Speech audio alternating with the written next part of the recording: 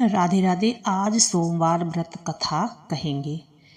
सोमवार का व्रत साधारण दिन के तीसरे पहर तक होता है। व्रत में फलाहार या पारायण का कोई खास नियम नहीं है, किंतु यह आवश्यक है कि दिन में रात में केवल एक समय भोजन करें।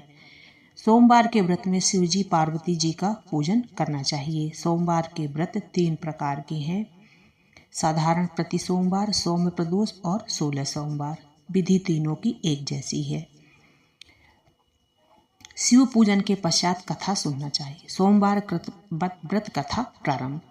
एक बहुत धनवान साहूकार था, जिसके घर पर धन आदि किसी प्रकार की कमी नहीं थी, परंतु उसको एक दुख था कि उसके कोई पुत्र नहीं था। वह इसी चिंता में रात दिन रहता था। वह पुत्र की कामना के लिए प्रति सोमवार को शिव जी का व्रत किया करता था और पूजन करता था। सायंकाल को शिव मंदिर में जाकर शिव जी के श्री विग्रह के सामने दीपक जलाया करता था। उसके इस भक्ति भाव को देखकर एक समय श्री पार्वती जी ने शिव जी महाराज से कहा कि महाराज, यह साहूकार आपका अनन्य भक्त है और सदैव आपका व्रत और पूजन बड़ी श्रद्धा से करता है। इसकी मनोकामना पूर्ण करना चाहिए। शिव जी ने कहा, हे पार्वती, यह संसार कर्म क्षेत्र है। जैसे किसान खेत में जैसा बीज बोता है वैसा ही फल काटता है, उसी तरह इस संसार में जैसा कर्म करते हैं वैसा ही फल भोगते हैं। पार्वती जी ने अत्यंत आग्रह से कहा, महाराज, जब यह आपका अनन्य भक्त है तो इसको अगर किसी प्रकार का दुख है तो उसको अवश्य दूर करना चाहिए, क्योंकि आप सदैव अपने भक्तों पर दयालु होते हैं और उनके दुखों को दूर करते हैं। यदि आप ऐसा नहीं करेंगे तो मनुष्य आपकी सेवा तथा व्रत क्यों करेंगे? पार्वती जी का ऐसा आग्रह देख शिव जी महाराज कहने लगे, हे पार्वती, इसके कोई पुत्र नहीं है। इसी चिंता में यह अति दुखी रहता है। इसे भाग्य में पुत्र न होने पर भी मैं इसको पुत्र प्राप्ति का वर देता हूँ, परंतु यह पुत्र केवल 12 वर्ष तक जीवित रहेगा। इसके पश्चात वह मृत्यु को प्राप्त हो जाएगा। इससे अधिक मैं इसके लिए और कुछ नहीं कर सकता। यह बात है साहूकार सुन रहा था। इससे उसको ना तो कुछ प्रसन्नता हुई और ना कुछ दुख हुआ।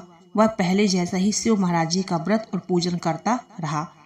कुछ काल व्यतीत हो जाने पर साहूकार की स्त्री गर्भवती हुई और 10वें महीने उसके गर्भ से अति सुंदर पुत्र की प्राप्ति हुई। साहूकार के घर में बहुत खुशी मनाई गई, परंतु साहूकार ने उसकी केवल 12 वर्ष तक आयु जान कोई अधिक प्रसन्नता प्रकट नहीं की और ना ही किसी को भेद बताया।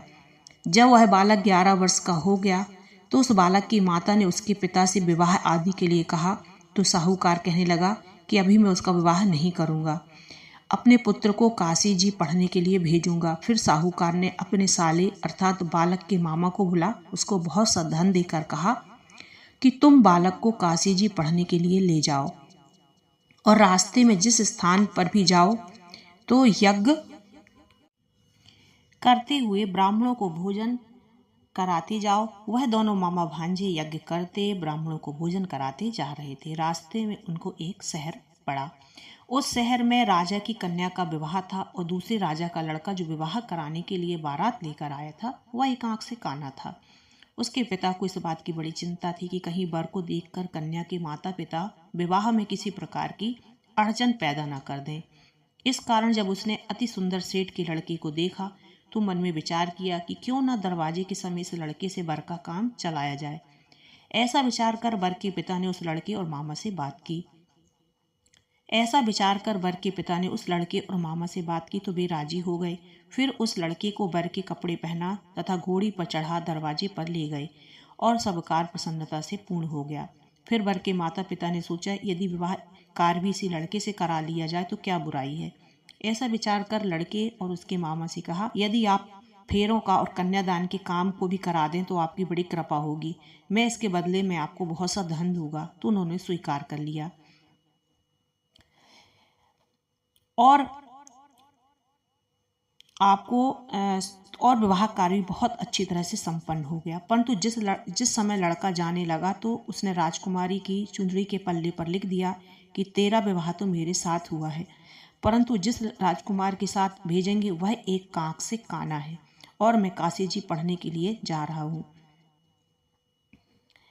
लड़के के जाने के पश्चात उस राजकुमारी ने अपनी चुंदड़ी पर ऐसा लिखा हुआ पाया तो उसने राजकुमार के साथ जाने से मना कर दिया और कहा कि यह मेरा पति नहीं है, मेरा विवाह इसके साथ नहीं हुआ है, वह तो काशी जी पढ़ने गया है। राजकुमारी के माता पिता ने अपनी कन्या को विदा नहीं किया और बारात वापस चली गई। उधर सेठ का लड़का और उसका मामा काशी जी से पहुंच गए। वहां जाकर उन्होंने यज्ञ करना और लड़के ने पढ़ना शुरू कर दिया। जब लड़के की आयु 12 साल की हो गई, उस दिन उन्होंने यज्ञ रखा था और लड़के ने अपने मामा से कहा, मामा जी आज मेरी तबीयत कुछ ठीक नहीं है। मामा ने कहा, अंदर जाकर सो जाओ। लड़का अंदर जाकर सो गया और थोड़ी देर में उसके प्राण निकल गए। जब उसके मामा ने आकर देखा तो वह मुर्दा पड़ा है। उसको बड़ा दुख हुआ। उसने सोचा, अगर मैं रोना पीटना मचा दूंगा तो यज्ञ का कार्य अधूरा रह जाएगा।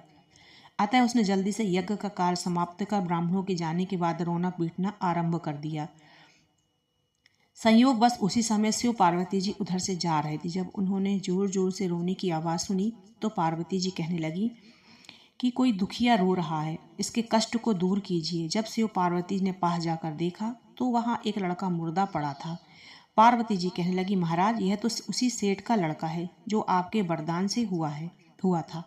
शिव जी कहने लगे, हे पार्वती, इतनी इसकी आयु इतनी ही थी, सो यह भोग चुका। जब पार्वती जी ने कहा, हे आज इस बालक को और आयु दो, नहीं तो इसके माता पिता तड़प तड़प कर मर जाएंगे। पार्वती जी के बार बार आग्रह करने पर शिव जी ने उसको वरदान दिया और शिव जी महाराज की कृपा से लड़का जीवित हो गया। शिव पार्वती कैलाश पर्वत चले गए। तब वह लड़का और मामा उसी प्रकार यज्ञ करते और ब्राह्मणों को भोजन कराते अपने घर की ओर चल पड़े। रास्ते में उसी शहर में आए जहाँ उसका विवाह हुआ था। वहां पर आकर उन्होंने यज्ञ आरंभ कर दिया तो उस लड़के के ससुर ने उसको पहचान लिया और अपने महल ले जाकर उसकी बड़ी खातिर की और साथ ही बहुत सी दास दासियों सहित आदर पूर्वक लड़की और जमाई को विदा किया। जब वह अपने शहर के निकट आए तो मामा ने कहा कि मैं पहले तुम्हारे घर जाकर खबर कर लेता हूँ। जब उस लड़के का मामा घर पहुंचा तो लड़के के माता पिता घर की छत पर बैठे थे और वह प्रण कर रखा था, यदि हमारा पुत्र सकुशल लौट आया तो हम राजी खुशी नीचे आ जाएंगे, नहीं तो छत से गिरकर अपने प्राण खो देंगी। इतने में उस लड़के के मामा ने आकर यह समाचार दिया कि आपका पुत्र आ गया है, तो उनको विश्वास नहीं आया। तब उसके मामा ने शपथ पूर्वक कहा कि आपका पुत्र अपनी स्त्री सहित बहुत धन साथ लेकर आया है। तो सेठ ने आनंद के साथ उसका स्वागत किया और बड़ी प्रसन्नता के साथ रहने लगी। इसी प्रकार जो कोई भी सोमवार के व्रत को धारण करता है अथवा इस कथा को पढ़ता या सुनता है या सुनाता है, उसकी समस्त मनोकामनाएं पूर्ण होती। बोलो शिव जी की जय, बोलो सोमवार व्रत कथा की जय। राधे राधे।